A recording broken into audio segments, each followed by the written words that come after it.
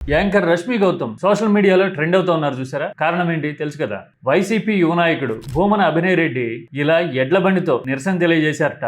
జీవహింస చేస్తా ఉన్నారు, petha, blue cross లాంటి సంస్థలు ఇప్పటికన్నా జోక్యం చేసుకోవాలి అని రష్మి అనడం చాలా మందికి ఆశ్చర్యం కలిగిస్తా ఉంది. ఎడ్ల బండితో వ్యవసాయం చేయడము, బరువులు లాగటం అనేది ఇప్పుడు వచ్చిన ఆచారం కాదు కదా. బహుశా ఆటో ఎక్కించారు బండి మీద అని ఆమె ఇలా అన్నట్టున్నారు. వ్యవసాయం తెలిసిన వాళ్ళకి, మనలో చాలా మందికి అర్థమవుతుంది కదా. వడ్ల బస్తాలు 10 నుంచి 15 ఎడ్ల బండి మీద వేసి లాగుతూ ఉంటారు మన వాళ్ళు. మరి సంప్రదాయంగా మన వ్యవసాయంలో, మన జీవన విధానంలో భాగమైన ఎద్దుని బండి కట్టడం జీవహింస ఎలా అవుతుంది అని చాలా మంది మాట్లాడుతున్నారు.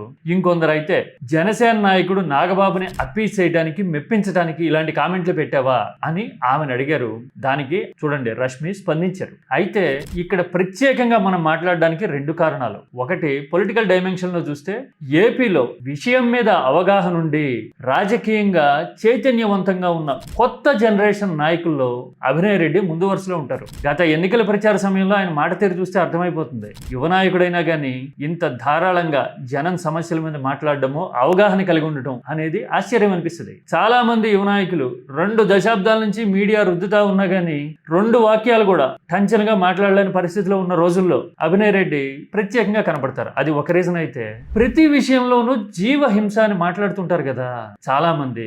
అలాంటి వాళ్ళు ప్రాక్టికాలిటీ మిస్ అవుతున్నారేమో అని అనిపిస్తూ ఉంటుంది. ఎద్దు విషయంలోనే కాదు, ఇంతకు ముందు స్ట్రే డాగ్స్ విషయంలో, వీధి కుక్కల విషయంలో కూడా వీర పోరాటాలు చేయడం, భారీ ప్రకటనలు చేయడం చూస్తూ ఉంటాం. పిల్లల్ని గరుస్తున్నాయి వీధి కుక్కలు అంటే వీధి కుక్కల మీదకి వస్తారా, మనుషులేనా అని మాట్లాడుతుంటారు. అలాంటి వాళ్ళు ఓన్లీ సోషల్ మీడియాలో ప్రకటనలు మాత్రమే చేస్తారా? ప్రభుత్వాల మీద ఇలాంటి యాక్టివిస్టులందరూ ఒత్తిడి తెచ్చి స్ట్రే డాగ్స్ కి ఒక షెల్టర్ క్రియేట్ చేయించడం కానీ, స్టెరిలైజేషన్ లాంటివి చేయించడం కానీ చేసి కనీసం ప్రివెంటివ్ మెజర్స్ తీసుకునేలాగా చేయగలిగారా ఎప్పుడన్నా? అలాంటి నిర్మాణాత్మకంగా, స్ట్రక్చరల్ గా అడుగేయటం ఎక్కడన్నా కనపడిందా మనకి? కనపడదు. ఇవాళ రేపట్లో చూడబోతే ఎద్దుని బండి కట్టిన జీవహింసే, ఆవుని పాలు పిండిన జీవహింసే అని మాట్లాడే ధోరణి పెరుగుతూ ఉంది కదా. ఇదంతా పబ్లిసిటీ స్టంట్ ఏమో, బేస్లెస్ గా చేస్తున్నారేమో ఇదంతా అని చాలా సార్లు అనిపిస్తుంది. ఒక అవగాహనతోనూ, ఆలోచనతోనూ ఇలాంటి విషయాల మీద రెస్పాండ్ కాకపోతే కనుక రేపటి నుంచి కోళ్ల ఫారాల ముందు, రొయ్యల చెరువుల ముందు కూడా జీవహింస ఆపండి అని నిరసన తెలియజేసి పబ్లిసిటీ స్టంట్ క్రియేట్ చేసే రోజులు వచ్చేస్తాయేమో